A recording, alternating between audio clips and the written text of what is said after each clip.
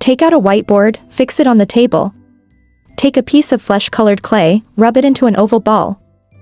Flatten it gently with your palm, press the bottom of the oval with your thumb, and press out the pointed chin.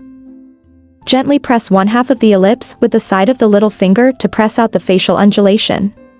And then squeeze out the eye socket and the bridge of the nose with the fingertip of the finger.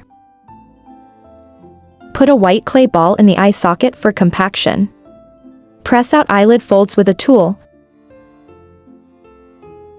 Then paste dark blue eyes, light blue pupils and white highlights on the white clay ball. Rub clay strips with black clay, paste them on the upper eyelid, and paste eyelashes, eyebrows, mouth and face. With red clay as hair, we first stick a strip of clay on the top of our head.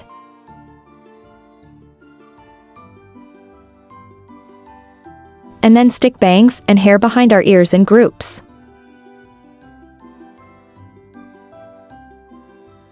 At this time, we will attach the ears on both sides. After the ears are attached, we will first attach the elegant outline of our hair. On the basis of the original, add clay to it bit by bit until the bangs look chic and the elegant long hair is made in the same way. First, roll out the approximate shape of the hair and carve out the direction of the hair with tools.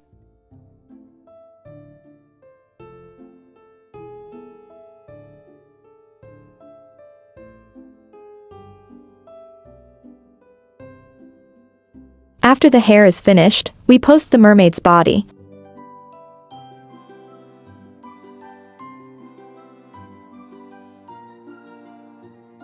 Dress the mermaid.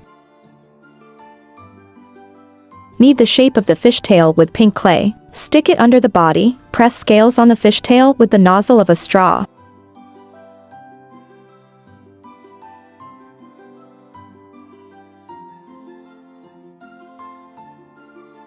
And finally stick a big light pink fishtail and draw the texture with tools.